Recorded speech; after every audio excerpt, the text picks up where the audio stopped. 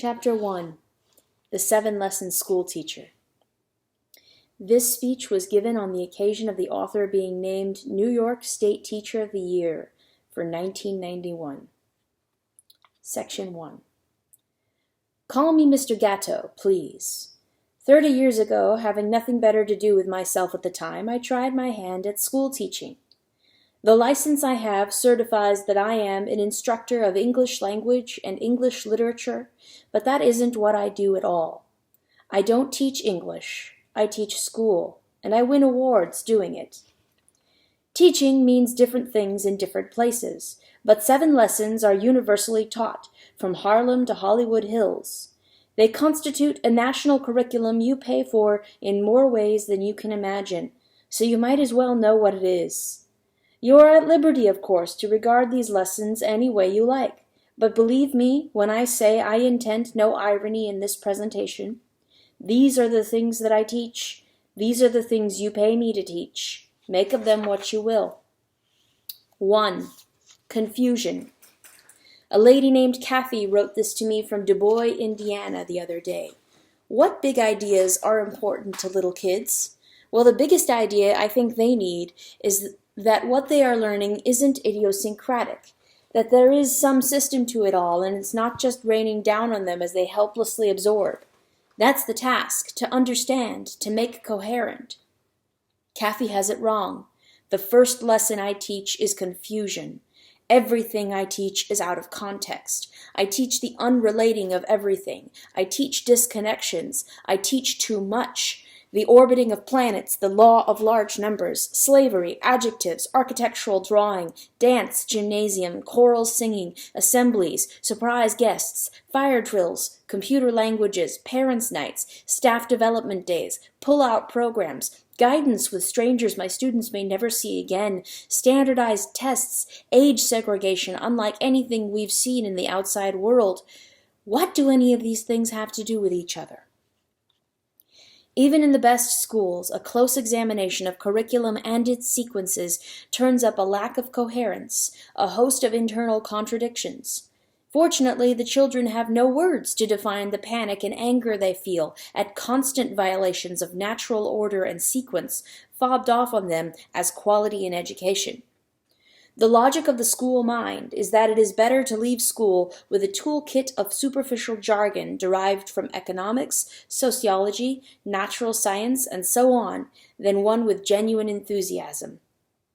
But quality in education entails learning about something in depth.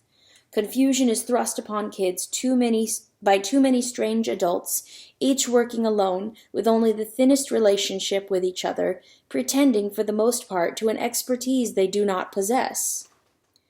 Meaning, not disconnected facts, is what sane human beings seek, and education is a set of codes for processing raw data into meaning.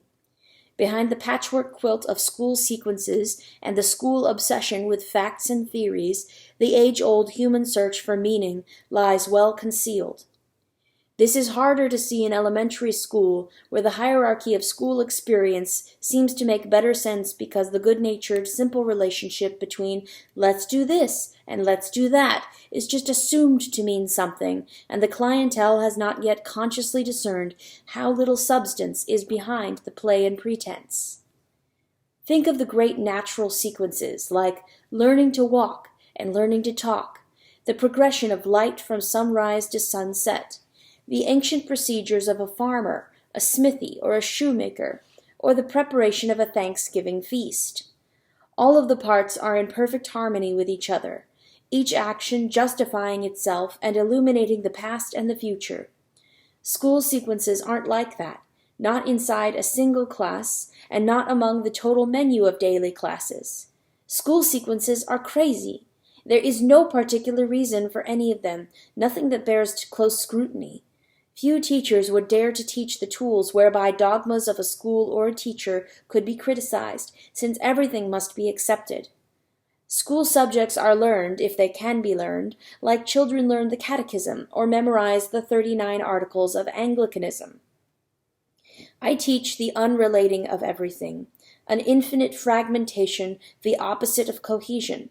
What I do is more related to television programming than to making a scheme of order. In a world where home is only a ghost because both parents work, or because of too many moves, or too many job changes, or too much ambition, or because something else has left everybody too confused to maintain a family relation, I teach students how to accept confusion as their destiny. That's the first lesson I teach. 2. Class position.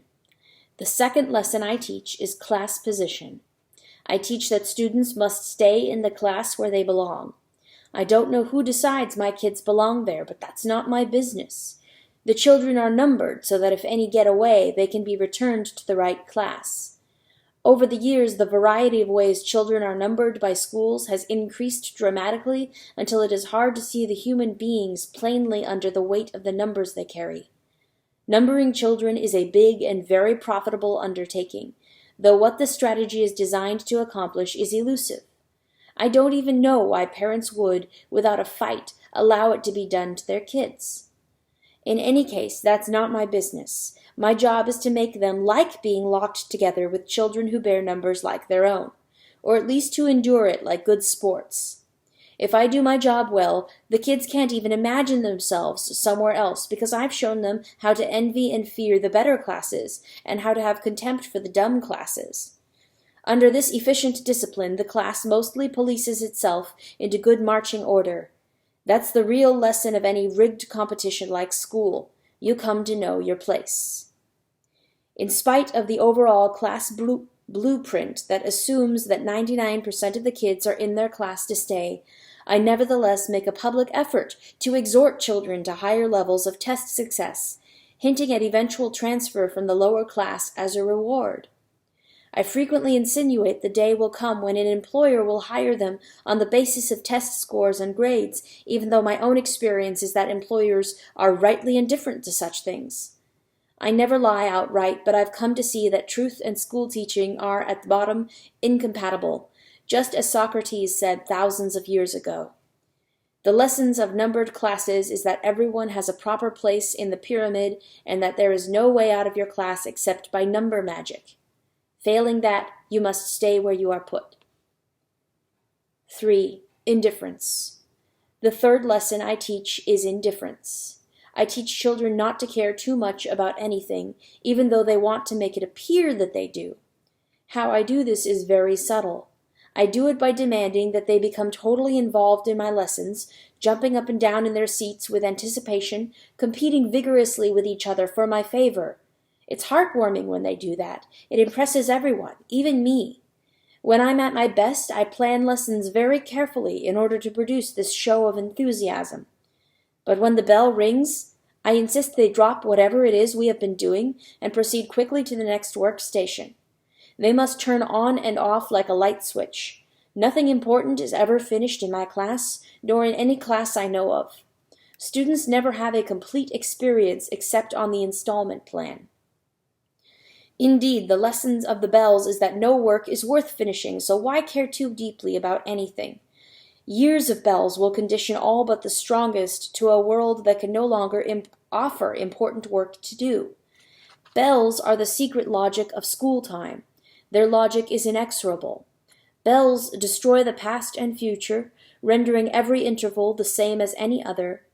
As the abstraction of a map renders every living mountain and river the same, even though they are not, bells inoculate each undertaking with indifference. 4. Emotional dependency. The fourth lesson I teach is emotional dependency. By stars and red checks, smiles and frowns, prizes, honors, and disgraces, I teach kids to surrender their will to the predestinated chain of command. Rights may be granted or withheld by any authority without appeal because rights do not exist inside a school, not even the right of free speech, as the Supreme Court has ruled, unless school authorities say they do. As a school teacher, I intervene in many personal decisions, issuing a pass for those I deem legitimate, and initiating a disciplinary confrontation for behavior that threatens my control. Individuality is constantly trying to assert itself among children and teenagers, so my judgments come thick and fast. Individuality is a contradiction of class theory, a curse to all systems of classification. Here are some common ways in which individuality shows up. Children sneak away for a private moment in the toilet on the pretext of moving their bowels, or they steal a private instant in the hallway on the grounds they need water. I know they don't, but I allow them to deceive me because this conditions them to depend on my favors. Sometimes free will appears right in front of me in pockets of children, angry, depressed, or happy about things outside my ken. Rights in such matters cannot be recognized by school teachers, only privileges that can be withdrawn, hostages to good behavior. 5. Intellectual dependency. The 5th lesson I teach is intellectual dependency. Good students wait for a teacher to tell them what to do. This is the most important lesson of them all. We must wait for other people, better trained than ourselves, to make the meanings of our lives. The expert makes all the important choices. Only I, the teacher, can determine what my kids must study. Or rather, only the people who pay me can make those decisions, which I then enforce.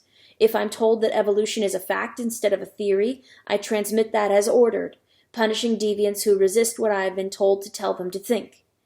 This power to control what children will think lets me separate successful students from failures very easily. Successful children do the thinking I assign them with a minimum of resistance and a decent show of enthusiasm. Of the millions of things to value to study, I decide what few we have time for. Actually, though, this is decided by my faceless employers. The choices are theirs. Why should I argue? Curiosity has no important place in my work, only conformity. What a cycle.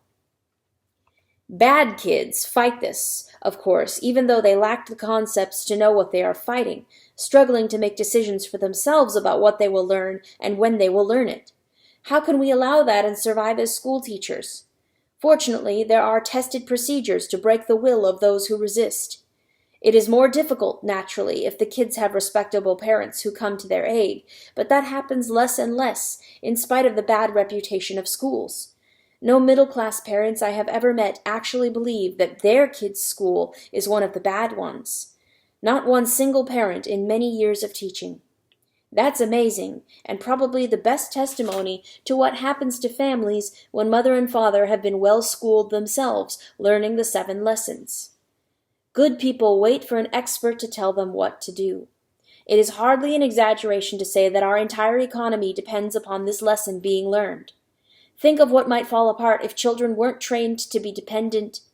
The social services could hardly survive. They would vanish, I think, into this recent historical limbo out of which they arose. Counselors and therapists would look on in horror as the supply of psychic invalids vanished. Commercial entertainments of all sorts, including television, would wither as people learned again how to make their own fun. Restaurants, the prepared food industry, and a whole host of other assorted food services would be drastically downsized if people returned to making their own meals rather than depending on strangers to plant, pick, chop, and cook for them. Much of modern law, medicine, and engineering would go too, as well as the clothing business and the school teaching, unless a guaranteed supply of helpless people continued to pour out of our schools each year. Don't be too quick to vote for radical school reform if you want to continue getting a paycheck. We've built a way of life that depends on people doing what they are told because they don't know how to tell themselves what to do. It's one of the biggest lessons I teach. 6. Provisional Self-Esteem. The 6th lesson I teach is provisional self-esteem. If you've ever tried to wrestle into line kids whose parents have convinced them to believe they'll be loved in spite of anything, you know how impossible it is to make self-confident spirits conform.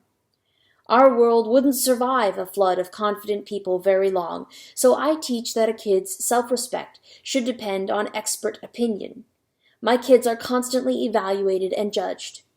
A monthly report, impressive in its provision, is sent into a student's home to elicit approval or mark exactly down to a single percentage point how dissatisfied with the child a parent should be. The ecology of good schooling depends on perpetuating dissatisfaction, just as the commercial economy depends on the same fertilizer. Although some people might be surprised how little time or reflection goes into making up these mathematical records, the cumulative weight of these objective-seeming documents establishes a profile that compels children to arrive at certain decisions about themselves and their futures based on the casual judgment of strangers. Self-evaluation, the staple of every major philosophical system that ever appeared on the planet, is never considered a factor. The lesson of report cards, grades, and tests is that children should not trust themselves or their parents, but should instead rely on the evaluation of certified officials. People need to be told what they are worth. 7. One can't hide. The 7th lesson I teach is that one can't hide. I teach students that they are always watched, that each is under constant surveillance by me and my colleagues. There are no private spaces for children. There is no private time. Class change lasts exactly 300 seconds to keep promiscuous fraternization at low levels. Students are encouraged to tattle on each other or even to tattle on their own parents. Of course, I encourage parents to file reports about their own child's waywardness too. A family trained to snitch on itself isn't likely to conceal any dangerous secrets. I assign a type of extended schooling called homework, so that the effect of surveillance, if not the surveillance itself, travels into private households, where students might otherwise use free time to learn something unauthorized from a father or mother, by exploration or by apprenticing to some wise person in the neighborhood. Disloyalty to the idea of schooling is a devil always ready to find work for idle hands. The meaning of constant surveillance and the denial of privacy is that no one can be trusted, that privacy is not legitimate. Surveillance is an ancient imperative espoused by certain influential thinkers, a central prescription set down in The Republic, The City of God, The Institutes of the Christian Religion, New Atlantis, Leviathan, and a host of other places. All the childless men who wrote these books discovered the same thing. Children must be closely watched if you want to keep a society under tight central control. Children will follow a private drummer if you can't get them into a uniform marching band. Section 2. It is the great triumph of compulsory government monopoly mass schooling that among even the best of my fellow teachers, and among even the best of my students' parents, only a small number can imagine a different way to do things. The kids have to know how to read and write, don't they? They have to know how to add and subtract, don't they? They have to learn to follow orders if they ever expect to keep a job. Only a few lifetimes ago, things were very different in the United States. Originality and variety were common currency. Our freedom from regimentation made us the miracle of the world. Social class boundaries were relatively easy to cross. Our citizenry was marvelously confident, inventive, and able to do much for themselves independently and to think for themselves. We were something special, we Americans, all by ourselves, without government sticking its nose into and measuring every aspect of our lives, without institutions and social agencies telling us how to think and feel. We were something special, as individuals, as Americans. But we've had a society essentially under central control in the United States since just after the Civil War. And such a society requires compulsory schooling, government monopoly schooling, to maintain itself. Before this development, schooling wasn't very important anywhere. We had it, but not too much of it, and only as much as an individual wanted. People learned to read, write, and do arithmetic just fine anyway. There are some studies that suggest literacy at the time of the American Revolution, at least for non-slaves on the eastern seaboard, was close to total. Thomas Paine's Common Sense sold 600,000 copies to a population of 3 million, of whom 20% were slaves and 50% indentured servants. Were the colonists geniuses? No. The truth is that reading, writing, and arithmetic only take about 100 hours to transmit, as long as the audience is eager and willing to learn. The trick is to wait until someone asks, and then move fast while the mood is on. Millions of people teach themselves these things. It really isn't very hard. Pick up a 5th grade math or rhetoric textbook from 1850, and you'll see that the texts were pitched then on what would today be considered a college level. The continuing cry for basic skills practice is a smokescreen behind which schools preempt the time of children for 12 years and teach them the 7 lessons I have just described to you. The society that has come increasingly under central control since just before the Civil War shows itself in the lives we lead, the clothes we wear, the food we eat, and the green highway signs we drive by from coast to coast, all of which are products of this control. So too, I think, are the epidemics of drugs, suicide, divorce, violence, and cruelty, as well as the hardening of class into caste in the United States, products of the dehumanization of our lives, of the lessening of individual, family, and community importance, a diminishment that proceeds from central control. Inevitably, large compulsory institutions want more and more, until there isn't any more to give. School takes our children away from any possibility of an active role in community life. In fact, it destroys communities by relegating the training of children to the hands of certified experts. And by doing so, it ensures that our children cannot grow up fully human.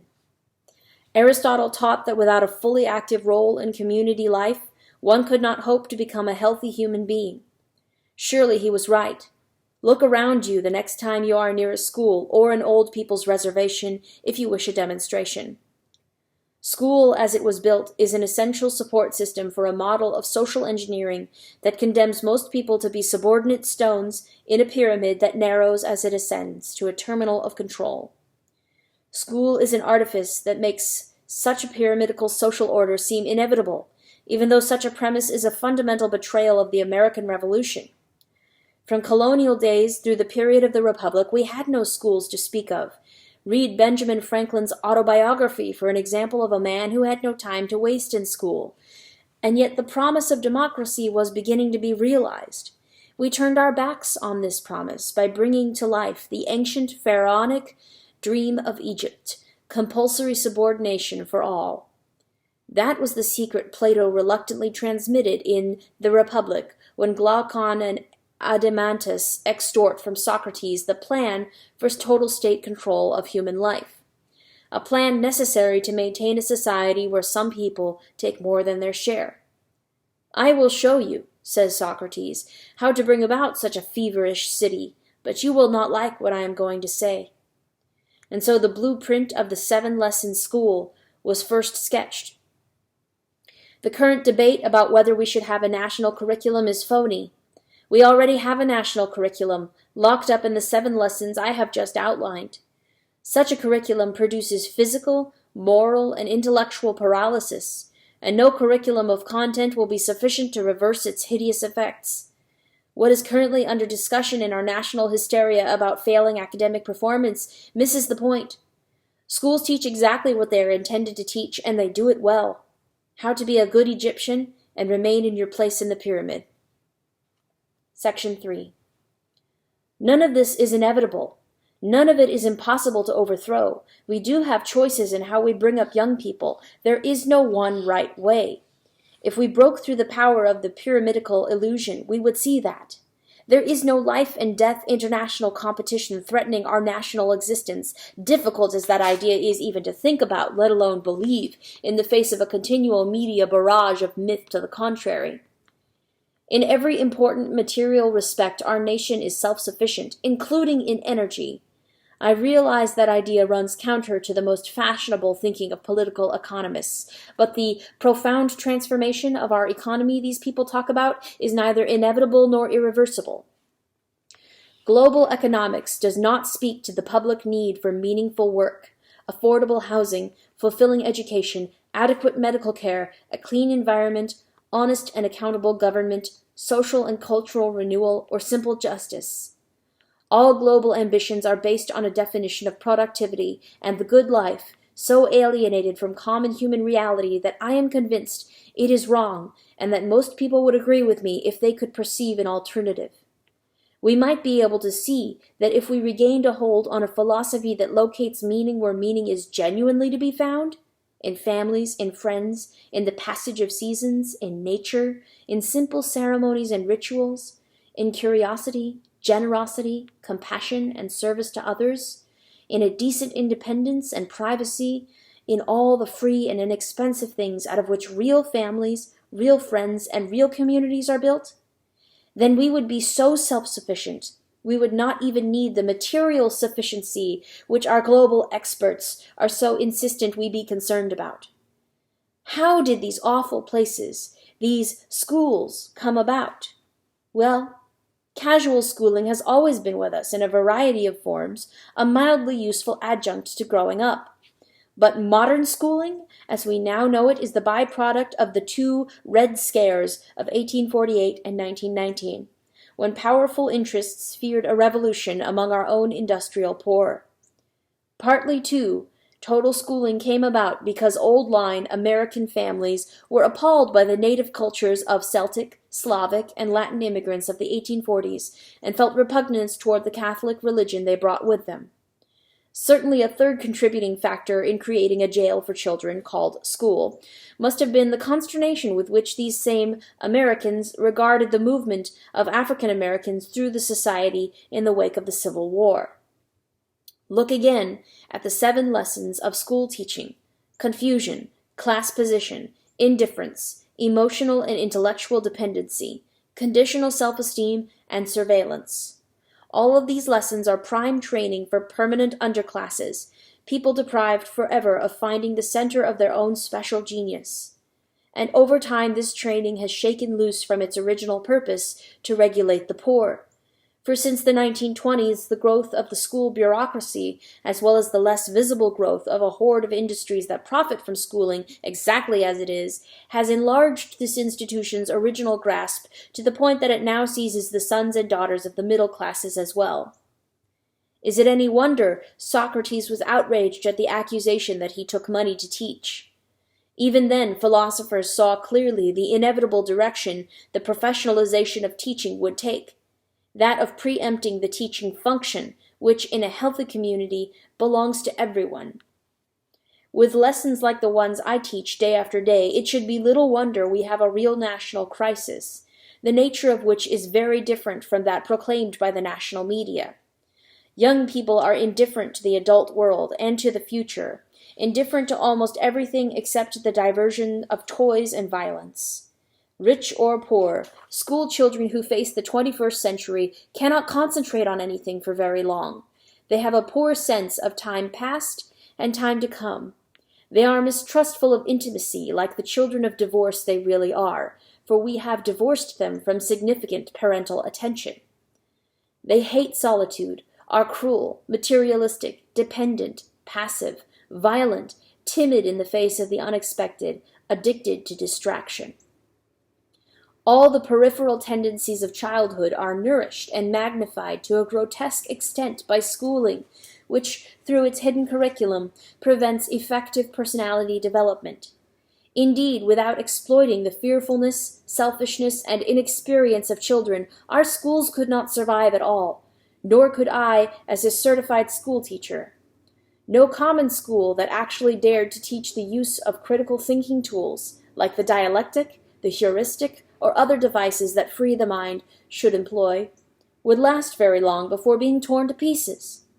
In our secular society, school has become the replacement for church, and like church it requires that its teachings must be taken on faith.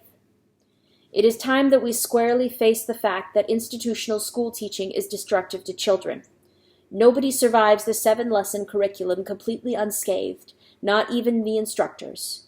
The method is deeply and profoundly anti-educational. No tinkering will fix it. In one of the great ironies of human affairs, the massive rethinking the schools require would cost so much less than we are spending now that powerful interests cannot afford to let it happen. You must understand that first and foremost, the business I am in is a jobs project and an agency for letting contracts. We cannot afford to save money by reducing the scope of our operation or by diversifying the product we offer, even to help children grow up right. That is the iron law of institutional schooling. It is a business, subject neither to normal accounting procedures nor to the rational scalpel of competition.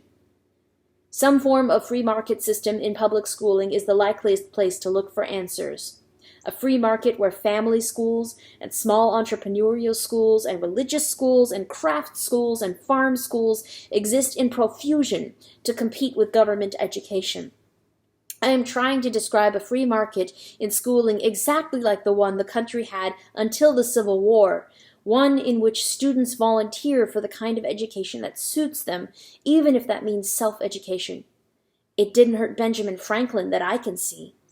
These options exist now in miniature, wonderful survivals of a strong and vigorous past, but they are available only to the resourceful, the courageous, the lucky, or the rich. The near impossibility of one of these better roads opening for the shattered families of the poor or for the bewildered host camped on the fringes of the urban middle class suggests that the disaster of 7 lesson schools is going to grow unless we do something bold and decisive with the mess of government monopoly schooling. After an adult lifetime spent teaching school, I believe the method of mass schooling is its only real content.